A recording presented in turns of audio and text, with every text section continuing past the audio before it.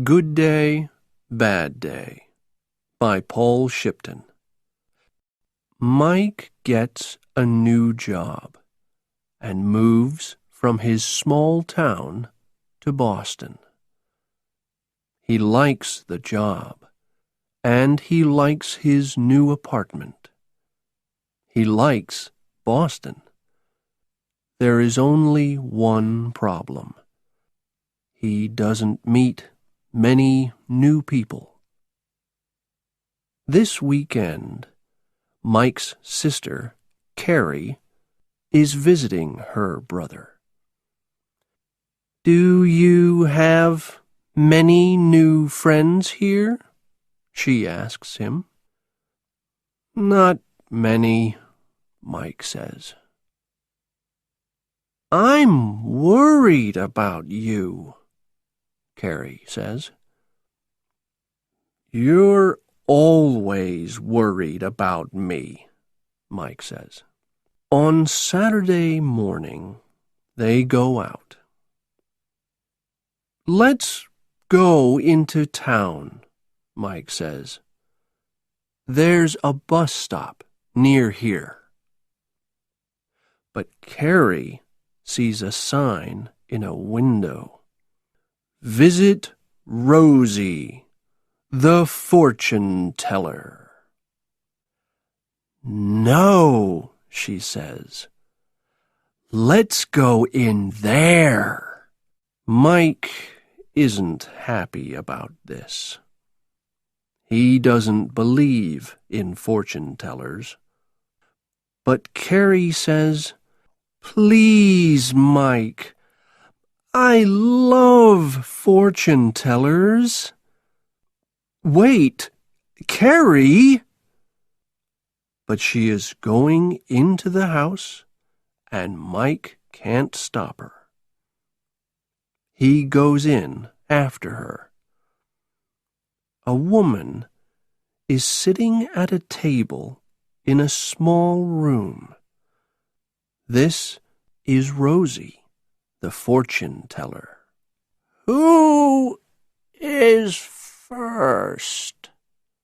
the woman asks. "I am," Kerry says. The two women go into a room at the back of the house. Mike sits and waits. After some time, Kerry comes back with a big smile on her face. "Now you go," she says to her brother. Mike isn't very happy about this, but he goes into the back room. It is very dark. Rosie smiles and puts some cards on the table in front of her. She looks at them for a long time. She isn't smiling now. "What's the problem?" Mike asks. "It is not a good day for you today," she says. Mike doesn't like this. "Why not?" he asks. "I can see a black cat, a yellow dog, and a white bird. Be very careful." On the street, Kerry asks Mike about the fortune teller. "A cat, a dog, and a bird?" she asks. "Are you worried?" "No, I don't believe it," Mike says. "Fortune tellers are always wrong." But Kerry isn't listening to him. "Mike," she says, "look at that!" There is a cat near them. A black cat. "Remember Rosie's warning," Kerry says. "Let's go across the street. Quick!" "I am not worried about a little black cat," Mike says. But he walks across the road with Kerry. There, a man is washing a cafe window with a bucket of water. Suddenly, the bucket falls. All of the water in it falls, too, on Mike. "I'm sorry," the man says. "Remember the fortune teller's warning," Kerry says quietly. Her eyes are big. "Look at the name on the sign. The Black Cat Cafe." "I do not believe in fortune tellers," Mike says. "But look at me. Let's go home." But then Kerry says, "No! Mike, look!"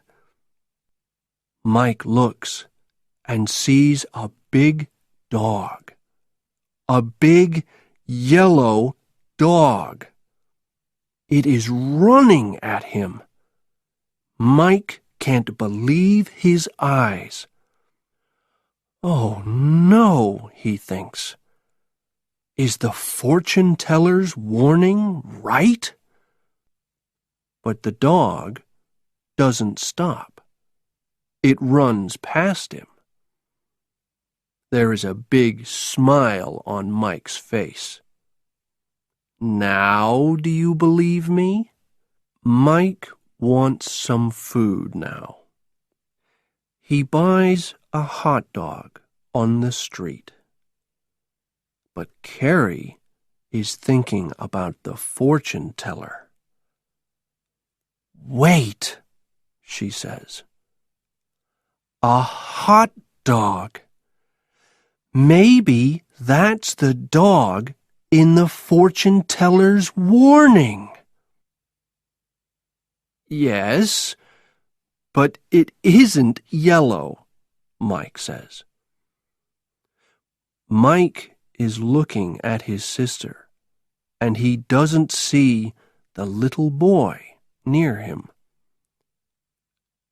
"Be careful," the boy's mother says. But Mike walks into the boy, and a toy falls from the boy's hands. It hits the road and breaks. The boy looks down at the little parts of the toy. He is very unhappy. The boy's mother is angry. "Toys are very expensive," she says to Mike. "I'm sorry," Mike says. "Here, please take this money for a new toy." But Kerry is looking at the boy's old toy. "Look, Mike," she says. The toy is a little yellow dog. Mike's face is white. Now he is worried too. "Now do you believe the fortune teller?" Kerry asks. "Maybe," Mike says quietly. He is walking quickly now. "Where are we going?" Kerry asks. "Home," he says. He looks up. "What are you looking for?" Kerry asks. But she knows the answer. Her brother is worried. He is looking for a white bird. Suddenly, Mike hears a noise. He looks behind him. A woman is running after him. "Excuse me," the woman calls.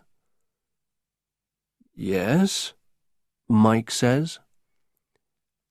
"My name's Sally," the woman says. "I'm new here. The Black Cat Cafe is my cafe." She looks at Mike's shirt. "I'm very sorry about that bucket of water. My friend is working at the cafe today. He isn't always very careful." "That's okay," Mike says. "It is hot today." Sally smiles at him. She has a beautiful, friendly smile, Mike thinks. "Listen," he says, "maybe we can go out to a movie this evening?" "Okay, yes," Sally says. "Let's meet at the cafe." Sally is walking back to the cafe, but suddenly Kerry calls to her. "Wait, Sally," she says. "What's your family name?" Sally looks back. "Swan," she says. "My name is Sally Swan." And then she goes into her cafe. Mike looks at Kerry, and Kerry looks at Mike. "That's bad," Kerry says. "That's very bad. A swan is a bird, and it's usually white. It's part 3 of your warning from the fortune teller. You can't go to a movie with Sally." But Mike isn't worried. He is putting his hot dog down. He stands and waits. Kerry can't believe her eyes. "What are you doing?" she asks. Suddenly, she hears a noise. A big seagull flies down. It takes the hot dog, and then it flies away. "I don't understand," Kerry says. "Now you have no food." Mike is smiling. "That seagull is a white bird," he says. "Now the fortune teller's warning is right. A black cat, a yellow dog, and a white bird. And now I can go to a movie with Sally." Kerry smiles too. "That fortune teller is good," she says. "Why?" Mike asks. "Look at this.